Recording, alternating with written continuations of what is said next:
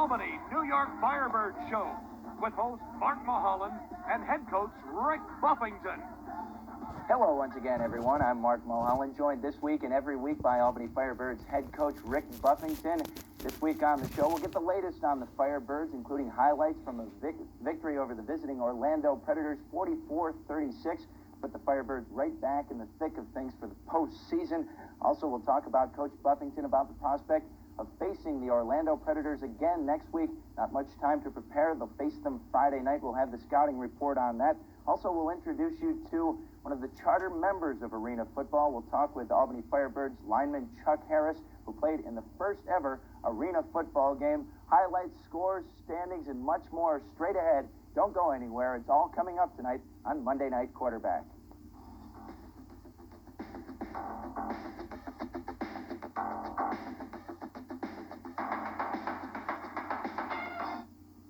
Monday Night Quarterback, brought to you in part by Genesee Beer and Jenny Light, by Beep Out Ford Tractor, by VIP Lincoln Mercury, and by Blue Shield of Northeastern New York. At VIP Lincoln Mercury, we realize that the car you drive says many things. The Lincoln Town Car makes the ultimate statement in luxury, surrounding you with its elegant interior and relaxed, comfortable ride. The new 1992 Grand Marquis says style on the open road. It offers all the room and comfort of the classic Grand Marquis, together with a bold new design and advanced engine. Listen to the sounds of luxury and style. Visit VIP Lincoln Mercury, State Street, Schenectady. On life's journey, we can't always see what's coming our way. It's not all fun and games. Sometimes a wrong step The tunnel of love can throw us onto another track. So it's good to know that one health insurance company has what it takes to get you back into the driver's seat. What a day! You done it again. Carry the strength of the Shield. Blue Shield of Northeastern New York. What's the best way to get great-looking hair? Have it delivered. Pert Plus. Look for your free sample in your mail and see what it can do for you. This Ford Lawn and Garden Diesel feels right at home at work. This Ford tractor loader gives more power for more jobs. But only one dealer can offer the quality and durability of Ford New Holland tractors with personalized service that's second to none. Beep Out Ford Tractor, the top Ford New Holland dealer in New York for customer satisfaction. See the Ford New Holland equipment today. Beep Out Ford Tractor, where customer service is a standard, not an option. WXXA Fox 23's third annual Family Fair Day is coming Sunday, July 14th to the Saratoga Raceway, and you can pick up your free tickets at Double M Western Store, Collector's Den, Homeowners Warehouse, and Nissan 9. And welcome back to Monday Night Quarterback. I'm joined this week by a much happier Rick Buffington. Coach, disappointing loss last week, but a big win this week. You're right back in the thick of things, a 44-36 win over the Orlando Predators, and now you're 3-3. What are your thoughts? Well, the thoughts are that, we got a second chance now at Orlando. We wanted to win the first one. It's major for our franchise. We need to win the second one in a row. We've never done that, and we're getting ready to go to Florida, and this is going to be a business trip this week. Now, you don't have much time to prepare for this game either. No. Friday night. No, we don't. We're going to play Friday night, so we didn't take a day off today. Today we had practice, and we'll go Tuesday and Wednesday and rest our legs on Thursday. Go down there Friday morning and get ready for, to win 2 in a row against this team. Not many times you get a second chance in life, and this is what it is. It's a good thing that we got them the first one, and we played great football. Like I've been saying, we've been doing that all along. And we'll get down there and get our right matchups this time and do a good job against Orlando and come back. What about the injuries this week? Yeah, we had serious injury to Freddie Smalls. Freddie Smalls was just joined the team, and he's sort of a real dominating type of linebacker, gets the crowd going like, we saw, the other night. But we're going to see how serious it is, and then, we'll see if we can get Freddie back in a few weeks. But we really need him. He's really helped us upgrade this team. Okay, what about other injuries? Any other minor injuries? Well, Tony Slayton had a shoulder problem. We got him through the game. We limited him to defense. We just got him doing the offensive rotation. help out with the Hammonds and the Mosleys because we need them on defense too. So. No, it was key to get Tom Porras back for this game. That injury from last week apparently wasn't too serious. No, the hamstring pull or the lower groin pull did not bother Tom. He came through the game pretty well. Got another 200 yards production, and Tom is going to continue to be a great player and a great producer for us. Okay, Coach, let's check out the scores and standings from around the league. Elsewhere in the AFL this week, New Orleans a winner over Dallas at the last second, 39-37, the final count there. Denver a winner over Columbus, another close game, 52-44. And, of course, the Albany Firebirds a winner, 44-36 over the Orlando Predators. Now let's check out the standings. Detroit, who plays tonight at Detroit, they host Tampa Bay in a battle for first place. They are 5-0. Tampa Bay is 4-1. They're playing right now. Denver at 4-2. Albany and Dallas both tied at 3-3. Orlando's down at 2-4, along with the New Orleans Knights. Columbus in the cellar at 0-6.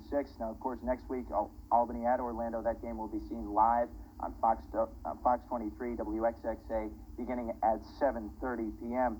Coach, as far as the game went this week, kind of a back-and-forth game, a lot of scoring put on the board, typical AFL game. This year, there's a lot more scoring. Last year, I think the average total scores was down to about 68, 67 points. But this year, there's a lot more scoring. People really know how to pick on the defenses. And it's supposed to be. It was set up to be high scoring. We don't like to see it that way. We're trying to be a defensive team. But 36 points, I'm satisfied, that we only held them, 36. But we're still getting our, 44, our high figures that we weren't getting last year. 80 points put on the board Saturday night. So let's check out the action in this game, Coach. In fact, on the first possession of this game, didn't take long to score. Tom Porras would drop back, and he'll go over the middle to Daryl Hammond for a 6-yard touchdown pass. The extra point is good. Albany led it 7-0. Then with just over 5 minutes to go in the first quarter, Tom Porras again. This time he'll take it himself. He plunges in from the one, his first of 2 rushing touchdowns on the night. The Birds led 13-3 after 1 quarter. In the second quarter, with Albany up 13-6, Tom Porras fires a 19-yard touchdown strike to Merv Mosley there, and it's 19-6 at that point. And with 4.5 minutes to go in the second quarter, Albany up 19-13. Tom Porras sneaks in from 3 yards out. Extra point is hit by Gary Gusman, 26-13 Firebirds at that point. A lot of scoring done in the final minute of the first half. The Locals led by 6 with 26 seconds to go. Tom Porras hooks up with his favorite target, Freddie Gales, a 9-yard touchdown catch. Extra point was blocked. Firebirds led it 32-20. Looked like they'd carry that lead into the dressing room until with a couple of seconds left. There you see, left on the clock, Orlando's John Markson boots a 42-yard field goal that just clears the crossbar, 32-23 at the half. Flurry of pickoffs here in the second half. Daryl Hammond reads Reggie Collier well. Interception there. Albany's next possession. Orlando returns the favor. Durwood Rockmore picks off Tom Porras. And Albany's Garland Rivers says, hey, I can do that. He picks off Reggie Collier here. With 2 minutes left in the third, Tom Porras goes to the air. He'll drop back on this next possession. He'll go to the air and find Freddie Gales again. Who else? This time it's a 6-yard touchdown pass to Freddie Gales, his second of the night. Team record 8th of the year. Albany led 38-23. Fourth quarter, Gary Gusman has had some problems. He came on looking to increase his team's lead to 11. Bangs home a 31-yard field goal. Albany takes a 41-30 lead. The Predators charge back, though, on their very next possession. Reggie Collier at the helm for Orlando, and he'll go up top to Herky Walls, a 27-yard connection there. The 2-point conversion failed, 41-36 Firebirds. The veteran kicker Gary Gusman comes on again, this time to cap a nice 7-minute ball control drive. Gusman nails a 19-yard field goal here, and the Birds led by 8, 44-36. The key was to slow down Reggie Collier, though, Coach, in the Predators' final possession. Rodney Smith gets to the big quarterback.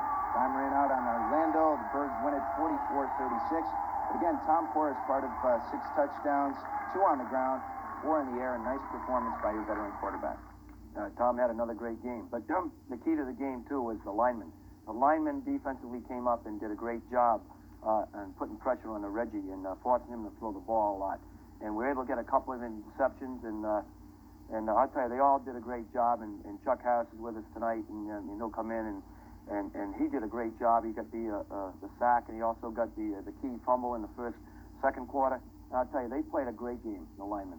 Okay, what do you think of your D overall? Were you upset by allowing that many points or no? No, because we know what happened. We gave up about 3 touchdowns where we lost our footing out there. A couple of our players, and that Herky Walls is tough. They've got some great receivers. They got a lot of big name players, the Colliers, and Herky Walls was the Houston Oilers, and Durwood Rockwell, Kansas City for 4 years. And I tell you, they've got some big name players. But we're sort of like a young team. We've got a few good veterans, on this club that are our leaders. But we got a lot of young kids like Darrell Hammond, still Merv Mosley and them, but we're playing great football. Now, you mentioned the veteran Chuck Harris had 1 sack on the night, a total of 4 sacks in all. Were you pleased with that, getting to Collier that many times? So that was the key. We wanted to put a lot of pressure on Reggie, and try to come up behind him, because he doesn't like to have people, behind him. When he can't see people, he gets very nervous. So he steps up in the pocket. We had our Joe linebacker, step up as he stepped up, and that forces him to throw the ball. And you can see a lot of times he dropped a lot of passes too. So they're a little smooth jittery. Orlando has seen you once now. They've had time to go back and think what went wrong. What do you think they'll do differently this week? Well, I think what they'll try to do is, I think they're going to try to match up Herky Walls or Tony Collins or Reggie Smith. They're going to try to match them up against Garland Rivers. I really think that's what they're going to try to do. Okay, Coach, we'll come back and meet one of the charter members of the Arena Football League, Chuck Harris. Stay with us.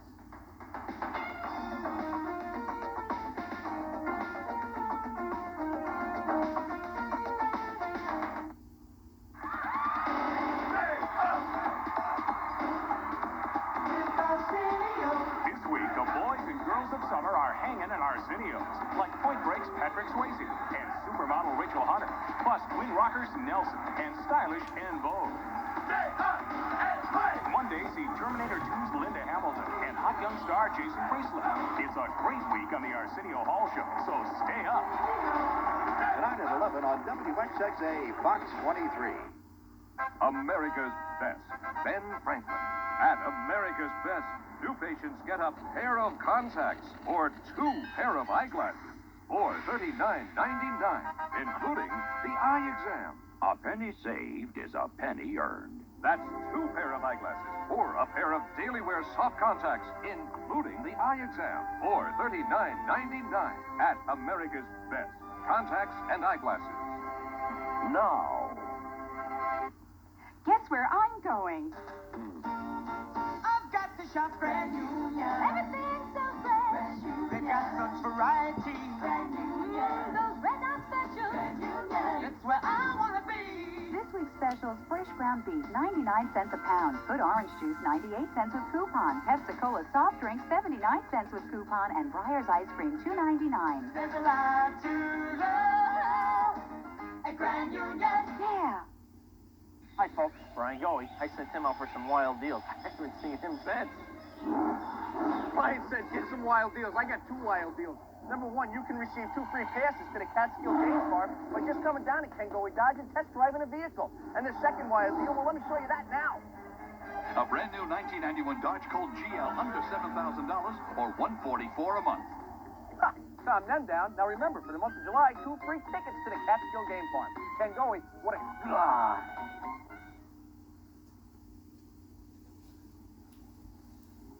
And you're looking at a photo of the Wrecking Crew and number 75 there in front of the forklift. Offensive, defensive lineman of the Albany Firebirds, Chuck Harris. And Chuck joins us now.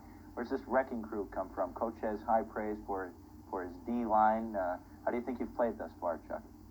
We haven't played too bad so far. I think the offensive defensive line has come on here at the end of the year, towards the end of the year here, and putting some pressure on the quarterback really helps. Let's talk a little bit about an interesting pass. You have a distinction of playing in the first ever arena football game, an experimental game back in 1986.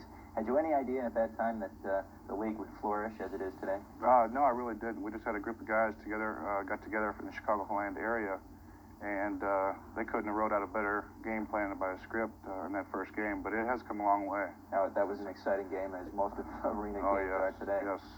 Fans really enjoyed it. They brought some sponsors in there, and I guess they really liked it. Now, Coach, there are only a few players left that played in that original game. There are only a few players left in the Arena Football League. Well, actually, John Rock from Detroit, the center, is one of the only 3 left over, and Chuck and Steve Don, who plays for us. We are 3 original players from 1986. How has the game changed since that first game, Chuck? I think that the game has changed and that you're getting a lot better quality of player in the game now. At the time, it was mostly guys that were playing semi-pro ball around? Yeah, around Chicagoland area, and just the whole professional part of football has come, into arena football. Now, you played collegiately at West Virginia. You played defensive line there. Yeah, I played defensive tackle there. We've talked several times about having to play offensive line. Do you look at that as a difficult task? I tell you, playing defensive line, you kind of get a feeling of what you don't like an offensive player to do, and you try to structure that into your technique as an offensive player. So the experience as a defensive lineman can make you a better offensive lineman. Yeah. Coach, you look at Chuck as one of the anchors of your D out there. Oh, there's no question about it.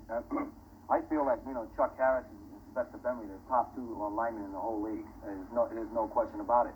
We were able to get Chuck to a trade. Durwood Rockmore wanted to play in Orlando, and so Orlando had wanted somebody from another team to Columbus, and his rights belonged to Columbus. We made a trade. We sent Darryl Durwood to Columbus for Chuck, and we got the best of the trade by far. Yeah, Chuck's been an all-arena selection the last 3 years, and we do have some videotape of you playing this Saturday night, Chuck. You had a pretty decent game. First of all, you recovered a fumble in the 30 seconds into the second quarter. Describe what's happening there. I just picked up a loose ball there. I kind of got tripped up there by some of the guys. Maybe if I wouldn't have got tripped up, could have took it in. And then in the end of the second quarter, you got to Reggie Collier. Yeah, I got around the guy there. He held the ball quite a while and was able to get in and make the sack. Now, was he? Did you plan on him being pretty mobile? You guys did get to him 4 times. What we wanted to actually do is get behind him and make him nervous and step and throw the ball. Yeah, we did want to put the pressure on from behind, get some guys behind him. Yeah, they did, and they did it. They did that. They were able to come upfield with a good rush, get behind him, and Reggie got nervous, started stepping up, and we used our Jill backer to step up into Reggie's face, and that way he'll throw the ball, fast, and get rid of it. And the defensive lineman did a great job. Does it worry you at all, Chuck, having to face the team twice in a row, the same team? It doesn't. I don't think so. I think sometimes people say it's hard to beat a team twice. I look at it as we already beat them once, we can do it again. Sure. Let's talk a little bit more about the start of arena football. You've been able to see it develop. Is that a nice feeling? Do you feel like you're somewhat of a pioneer in this league? I actually feel like I'm getting kind of old because I played way back in '86, and the only guys that are still around are John Roque and Steve Thon, but there's a few guys that start up the next year that have been around the league, and you kind of get to know everybody, and it's a good feeling. Take us through chronologically. The first game was in '86. That was not a full season. It was just one experimental game. It was just one experimental game to kind of get it off the ground, bring some sponsorship in, see how they liked it, and so they went off the next year into '87. They had an inaugural season, and they had an arena bowl there in Pittsburgh, which I was a part of there from Denver. How were the crowds there in the early going? They were real good. I know in Denver we were averaging somewhere around 12,000 to 13,000 people, and in Pittsburgh for the championship game, I believe they did sell it out. So and things have developed quite well from there. Let's talk a little bit more now. We've touched on what you have to do next week. Overall, your offensive game plan, Coach, will that remain the same against the Orlando Predators? A game, by the way, I should mention once again, which will be seen live on WXXA TV 23 at 7:30 on Friday night. Will you do the same things offensively? Well, basically, what we do offensively is, they'll give us different looks. They gave us a little more zone look this past Saturday night, and we just run our patterns and we just read what they give us. We've got some high-producing people. We've got Darrell Hammond's in the rotation now, along with Freddie Gales, and Merv Mosley will be back there, and Tom just has his pick. And we had some great plays from Coach Hohensee this week, in his offensive plan, and on the defensive end, we're just going to have to, keep the scores down. Now, your game plan means the offensive line has to do its job. I'd say your game plan pretty much revolves around your offensive line, your offensive game plan. Well, I'll tell you, the offensive line has done a great job. I think Tommy has only been sacked 6 times the whole year. He got sacked the other night because we had a new player in there and just missed an assignment, and it would never happen. But, compared to what Reggie Collier has been sacked 20 times already this year. But our offensive line is just doing a great job. Let's talk a little bit about the kicking game. Gary Gussman had some problems on the extra points. He came on with a couple of nice field goals in the end. Yeah, well, see, the thing is, with Gary, I think the crowd got to him.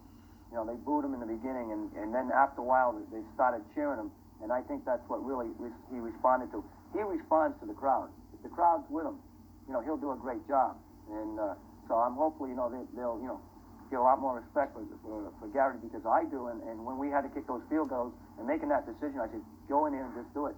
And I knew he would eventually come through. Now, you said at the beginning of the year he's one of the best kickers in the Arena Football League, but he has had some concentration problems. Can you attribute all that to the crowd, do you think? Well, I don't know about the first game. You know, it just wasn't Gary. But, you know, Gary's come on the road. He's done a great job, you know. But again, at home, Gary's going to come through when we need him. On the road again, Coach. You picked up your first road victory. How will you do it again? Do you plan any differently since you are hitting the road now? Well, no, we're basically going to do the same game plan, but this is a business trip. You know, the players know it. This is the big opportunity for them. This is a playoff game. We win this game, we're going to playoffs, and they know that. Now, Detroit is playing Tampa Bay tonight, so things could get pretty interesting if Tampa Bay can knock off Detroit. Well, that's going to happen. There's going to be a lot of different things happen. The other night, who would ever think that New Orleans would upset Dallas? It happened, and it helps. It helps for any of those teams to start upsetting the teams that are up top. But essentially, you got to root for Detroit. We like to root for Detroit because, you know, they're going to be playing the Tampa Bays and the Denvers again, and also the Dallases. But the thing is, we've got to control our own destiny. Who do you prefer to face in the first round of the postseason? Anybody, as long as we get there. As long as you're there. That's right. And you've got a solid shot of actually hosting that first game. Yeah, that could happen. I mean, the way we're playing right now, we keep winning. We could end up being the number 2 team, and we would get to host the first playoff game here. But in the postseason, let's talk a little bit about you don't take any rest. There is no rest between the Arena Bowl game and the first playoff game. No, there's no rest. We just go right into it. Okay, we're going to take about a 2-minute rest, and we'll be back to wrap things up in just a moment. Stay with us.